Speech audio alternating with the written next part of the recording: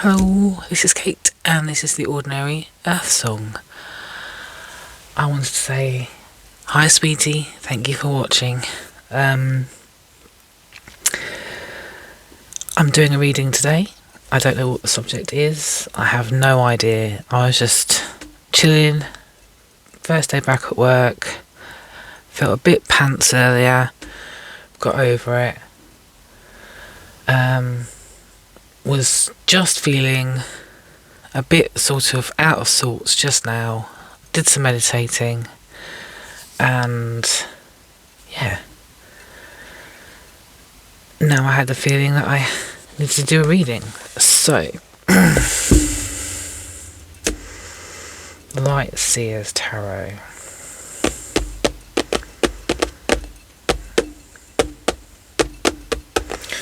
Let's just start with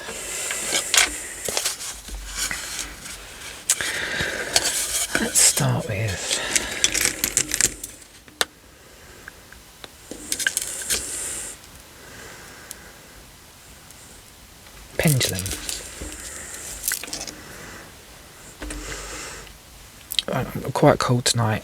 I've got my hoodie on. I don't get cold, but I have been very cold today. So just don't normally wear velour. Okay, anyway.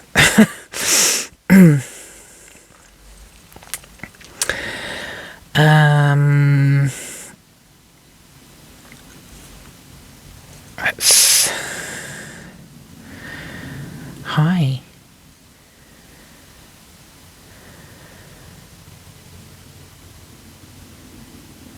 Is this Mother Earth? Hi.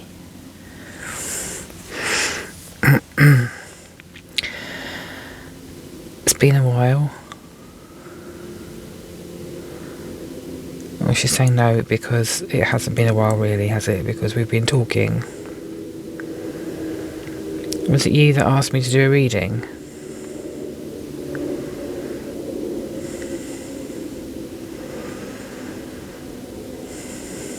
Is the reading for me?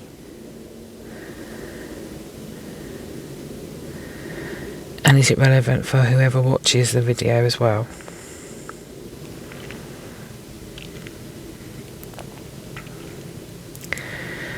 So a weird thought occurred to me whilst I was meditating a minute ago. And I say it's weird. What I mean is, it was slightly disturbing.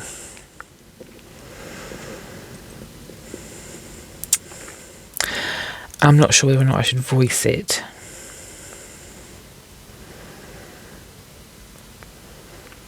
I mean, have I overthought this? I have overthought it. What I was thinking was, what if someone took advice given to them in a tarot reading from whoever? It could be online, it could be a face-to-face personal one, it could be whatever.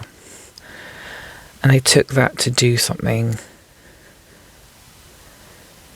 which would be harmful to someone else. Is that possible? Well, anything's possible, isn't it? Because we're human. And they would use the excuse that they were told to do it because of the tarot.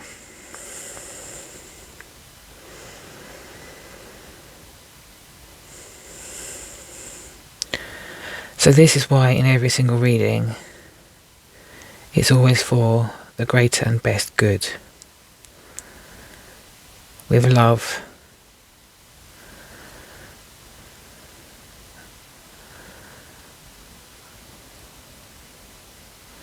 Okay, thank you. To make it clear, it's always for the greatest and best good for everybody, or for the majority.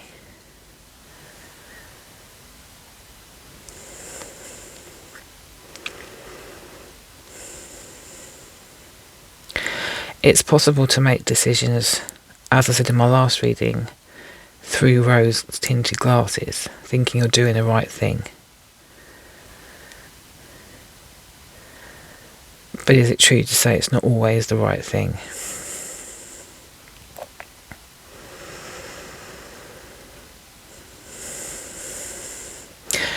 Thank you.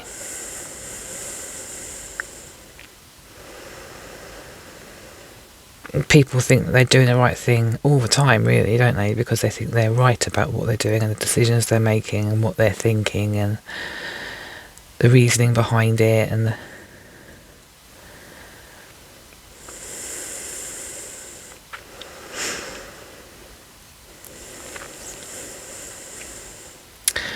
but people can act without really thinking about the consequences or the impact of their actions on others.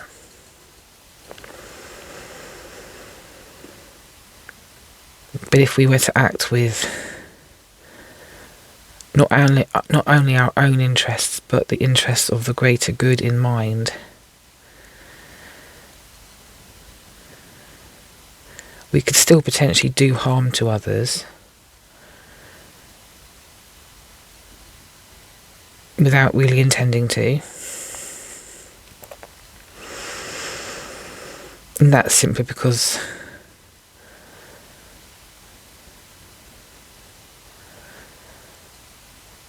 I don't know.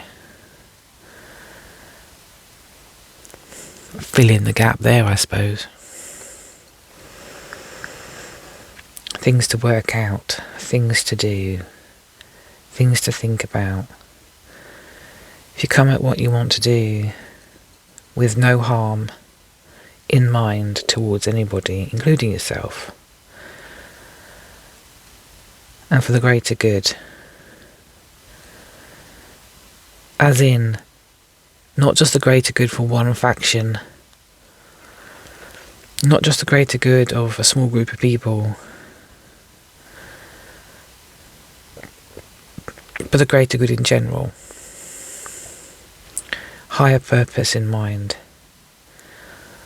Higher, freer, more open purpose in mind. And this is where my doubt comes in.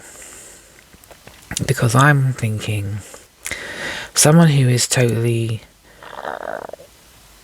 like one-minded, single-minded about something would be like absolutely certain that what they're doing is for the greater good.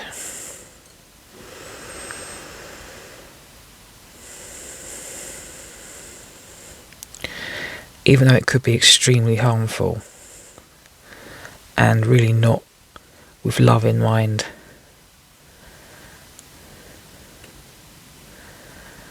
Love and the greater good. How do we combat that? How do we combat other people's need to be avenged or right or, I don't know, justified?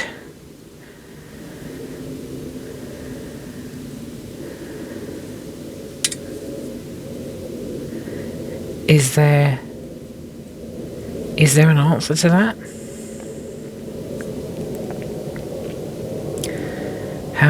There is an answer to that. There is an answer to how we can combat that. Will it come out in the tarot reading that I'm about to do? Okay. Let's see, shall we? Thank you. This is where I doubt my skill level. I don't live in doubt all the time, it seems like I'm doing the readings, I just have bouts of uncertainty and sort of just like, am I definitely doing the right thing? Are people going to take this the right way? I mean, at this point, there's only got one person. I've only got you watching my videos. If you are the same person, thank you very much. I hope that at least vaguely, I don't know, give you something. I have no idea. I'm just following my gut. I'm just following my instincts. I'm just following my intuition. I am going with the flow right now because I've been doing that for nearly 2 years. Ace of Pentacles.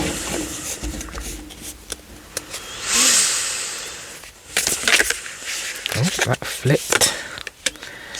9 of Wands.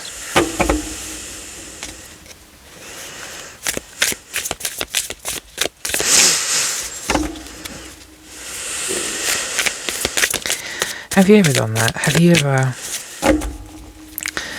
just gone with the flow, done what's been suggested? It's been like, see what happens. See what happens. King of Pentacles. 7 of Wands. I do love these cards, they're so great.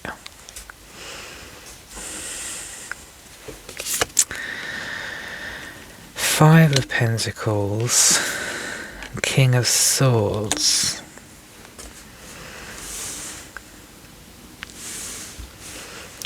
And you cannot see the ones at the bottom there. Sorry about that. That's not a lot better, is it? Okay, that wants to move that up slightly. There we go. Is that better? You see that?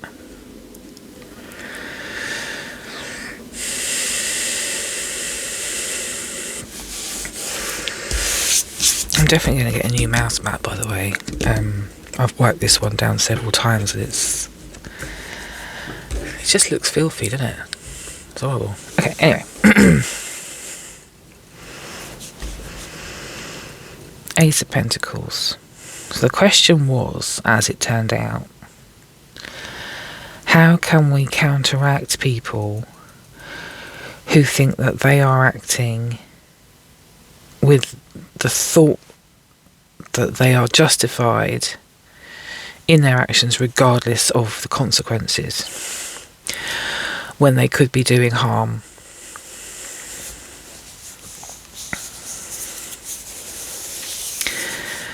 How can we combat that?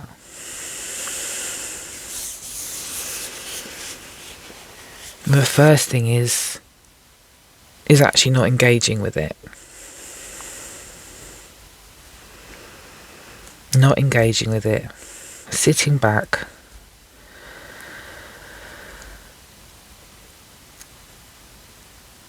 Witnessing it.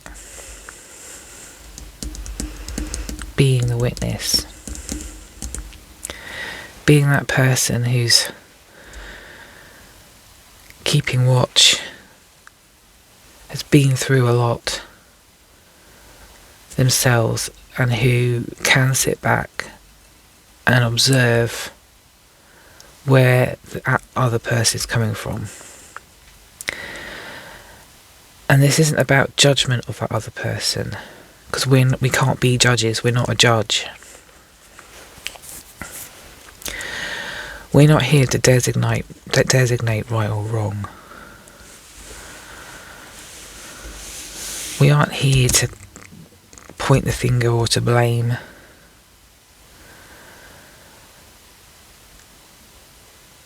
Really, we're here to give them comfort and to let them know they've got a key that will let them out. They have a way of releasing themselves. Whether or not they want to listen to that is up to them. We can plant the seed and we can let it grow.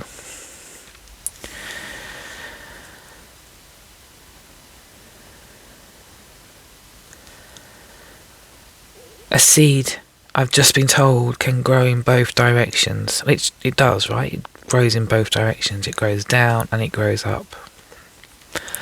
Goes down into the soil and it goes up into the air. Okay. When it's in the soil, we don't know what it's doing, we don't know where it's growing, we don't know how big it is under the earth. It's down there doing its own thing. And in the depths of the soil where the roots are growing, they are finding their own pattern, rhythm and path through the soil. That's the inner depths of a person. We don't see that generally. All we see is the shoot and whatever comes up, whatever grows on the surface. We don't see the roots. We don't see the root structure. But like trees, whose roots only grow to the same width as the branches,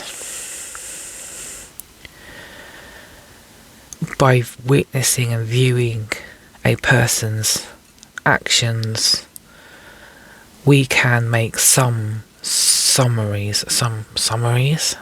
We can surmise. Summaries. That's a good. Because we do summarise, don't we? Because we can't see the whole picture. We surmise the breadth of a person by what we can observe. And by surmising that, we are summarising what we think their root structure looks like. Some people can see the root structure quite clearly because they're good at summarising or surmising the size of a person. Because if you have the intuition or psychic ability, for example, you might, or empathy even, you might be able to sense certain things about that person that they're not necessarily openly revealing. So you'll have a bigger, greater picture for the what makes up that root system. Other people will only see what is presented and not actually think about the root system. They might just think, they won't even consider the root system, the system exists, or if they do, they don't care.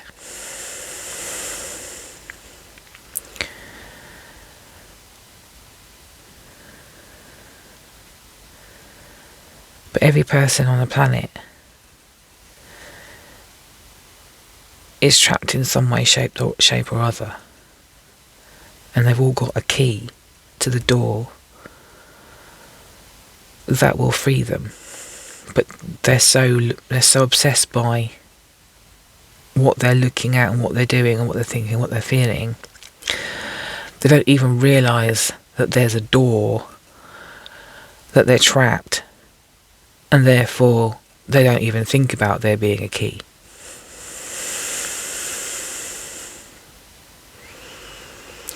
As observers, we can have the knowing that there is a door and that there is a key. We cannot force people to see the door or find the key. It's as simple as that.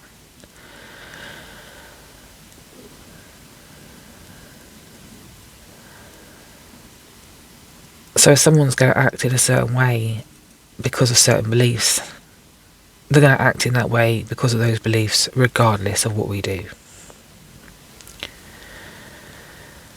So in that respect, the only thing we're able to do is observe and hold the space and the understanding for everybody, for that there is a door and that they can find the key because it's in their pocket. Because everybody has this, we can sit in resonance with that, and simply because we're in resonance with that knowing and that understanding, because we're vibing that way, essentially, we're aligning to that reality, we are helping others align to that reality and realise that it's a possibility as well, because we're keeping that door open. the more that door is open, the more people will notice it's there. So if we are holding that door of observation open, observation and awareness, we're keeping it open, we're keeping it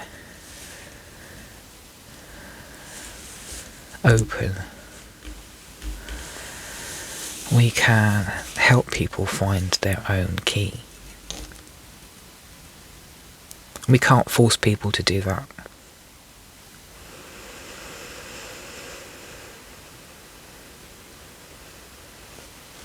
We have to let them get to their own conclusions, find their own door.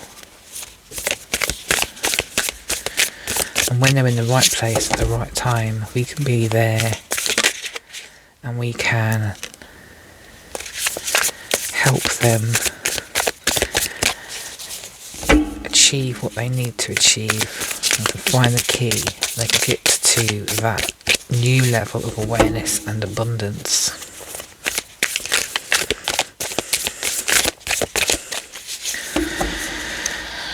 So the message here seems to be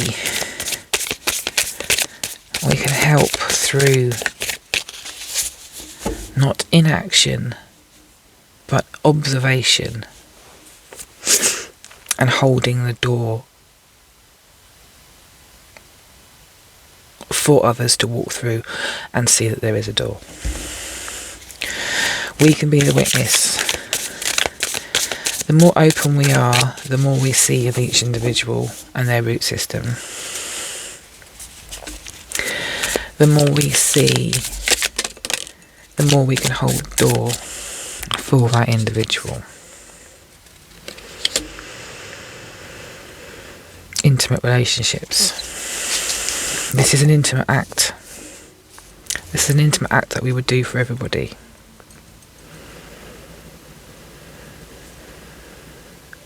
And we wouldn't be intrusive or invasive. We would just witness. When someone is going through something and making a decision, if they ever come to us and they need a sounding board, be a sounding board. If you're witnessing someone going through something and they don't want a sounding board, they just want to have someone to basically agree with them. You don't have to agree with them. Interesting. You can hold the space. That's interesting. That's the Empress in reverse.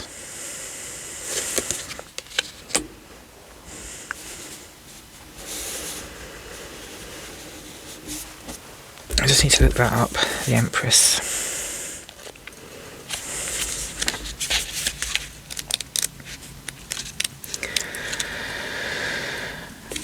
Infertility, emotional overwhelm, shutting down, the need for self-care, disharmony, negligence, being materialistic, being overprotective of your creations, being overly dependent on others.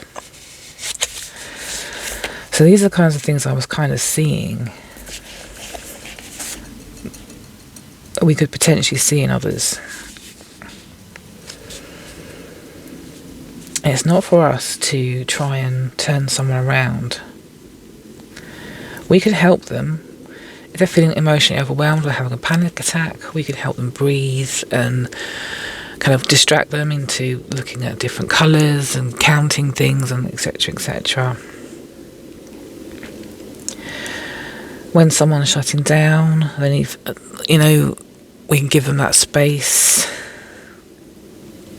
But when we start to, it's also telling me that when we start to get into that place of trying to help someone, trying to force them to change the way they're thinking, or get them to understand something in a different way, or to really accept something that they're never ever going to be able to accept, not at this point in time anyway. Giving them time, maybe, but not right now.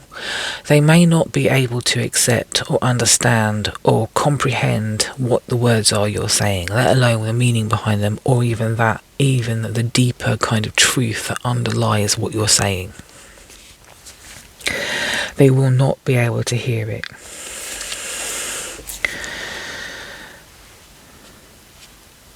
So whilst you might have had a change of perspective,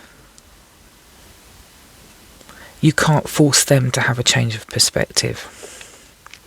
But you can hold the space that you're in integrity and alignment, and let them think what they're going to think. Just let them. Because the more you try and force them to change the way they're thinking and feeling and etc., the more you try and push your point on them, you will find that will be the point where they push back.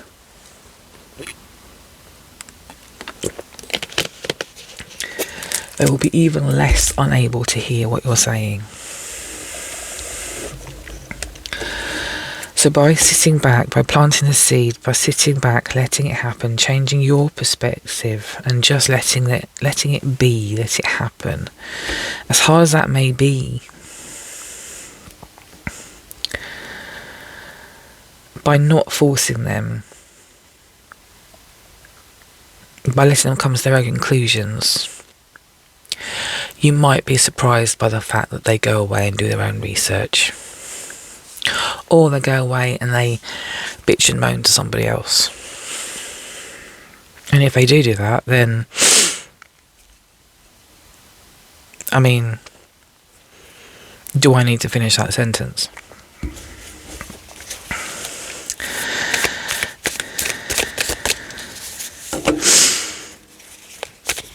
It's not up to you to change people, really.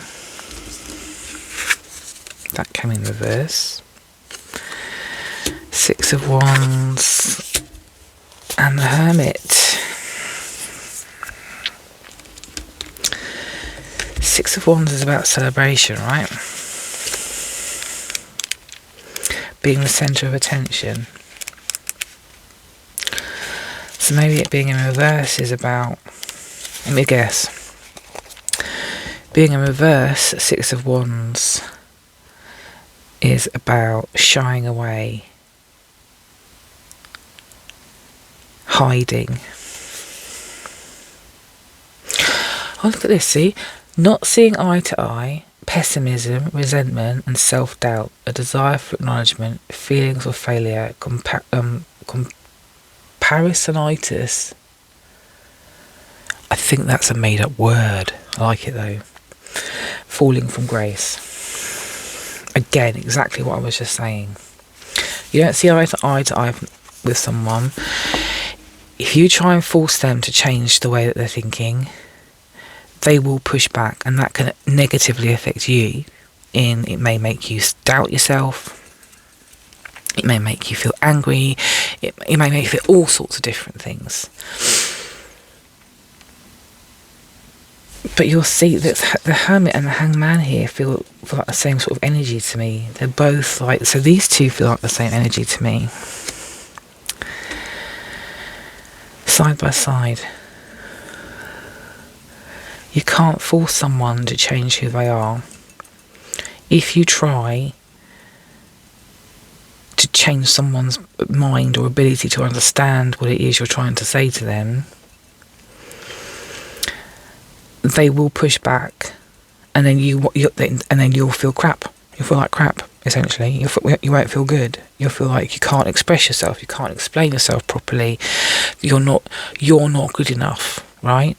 But that's not true. The thing is that the more you try to make them see something that you want them to understand fully, the more they're not going to be able to do that.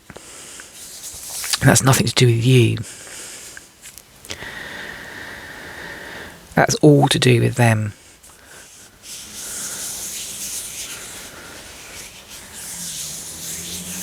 Maybe look at why you're trying so hard to get them to understand something. because that may be a bit of something that you need to deal with for yourself, because that's a reflection of who you are.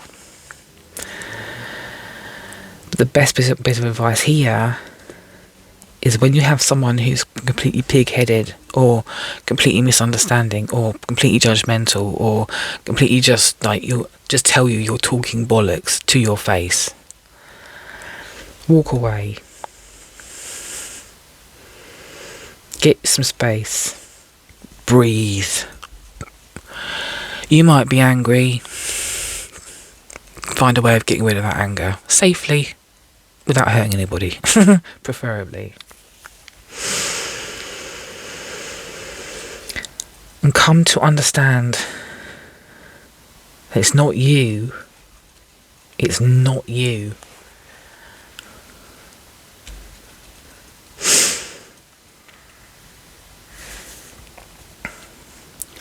Sometimes things just don't marry up with people, and it can take a bit of time for there to be give and take. And the more one person tries to force another in a certain direction, the more that person pushes back. You stop pushing, they've got nothing to push back against. So you're just like, okay, whatever. And they're like, oh, right, okay. I've got nowhere for me to vent. I've got nowhere for me to be angry with. I've got nowhere to go. Nothing to do. What do I do now?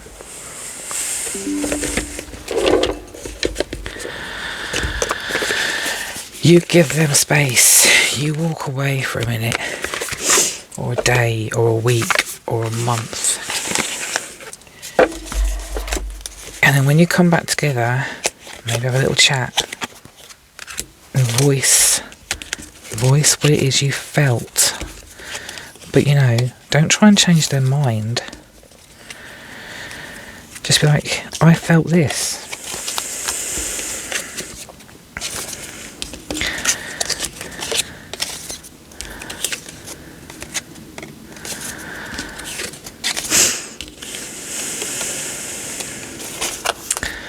I'm doing oracle cards, by the way.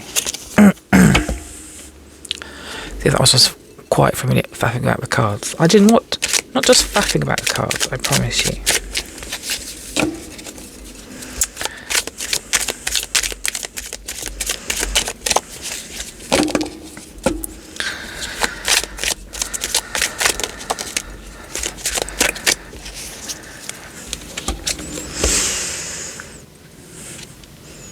What's that say? What's that say? What's that say? What's it say? What's that say? What's it say? Own your power.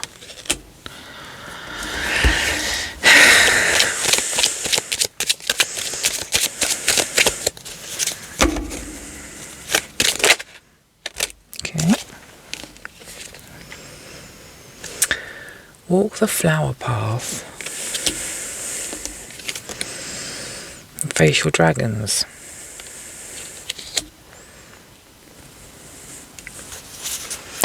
Walk the flower path and face your dragons. Face your dragons is card number 1 as well. How exciting.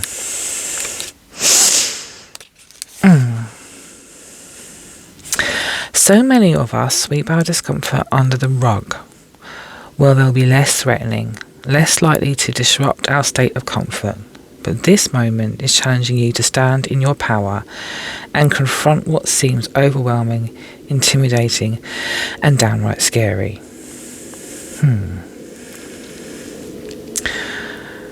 Crisis is often the companion of opportunity, so look beyond the surface. As poet Rainer Maria Rilke said, perhaps all the dragons in our lives are princesses who are only waiting to see us act just once with beauty and courage. Perhaps everything that frightens us is, in its deepest essence, something helpless that wants our love. Oh, that's beautiful.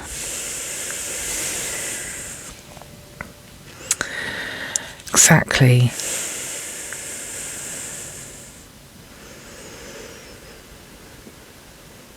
people believe what they believe sometimes just because they don't know how to believe anything else. They don't know there's an option to believe anything else.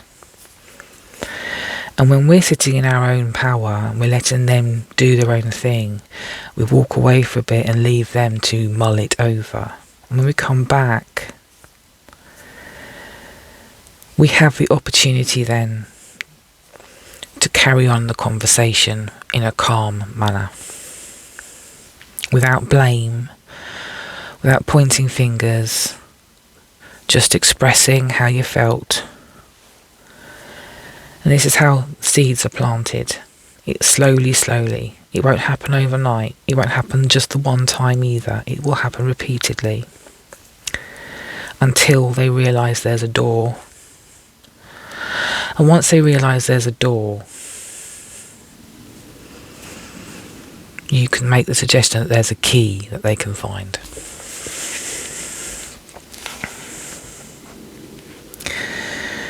Everything that frightens us is, in its deepest essence, something helpless that wants our love.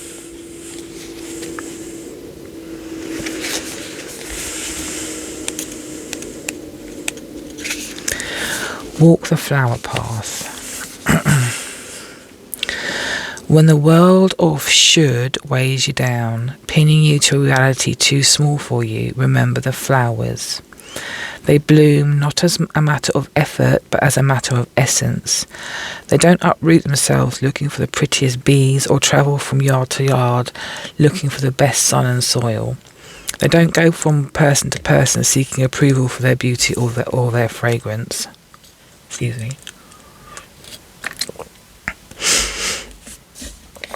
They stay centred in their plot of ground and let their allies and pollinators come to them. They allow those who would see and appreciate their beauty to come to them. And those who don't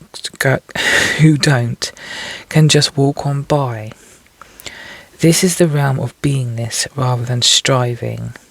And this current moment is an invitation to walk the flower path. That's bloody beautiful and marvellous. They allow those who would see and appreciate their beauty to come to them. They don't force it. They don't force people to come up and say, look how beautiful I am. They don't do that. They're just there for people to come up to them and appreciate what they see. That's very similar to what I've been saying. And by holding that door open, you are that flower. And you're giving the other people the opportunity to come and see that there is a door that can be opened. And the longer that door is open, the more people who hold that door open, the more that energy will resonate throughout the population. It takes only one or two. It takes only one or two to start. And we on YouTube have millions across the world holding doors open, which is marvellous, fantastic, absolutely fan-bloody-tastic. Amazing, lovely, great. And any other kind of, what's the word? Synonyms? Are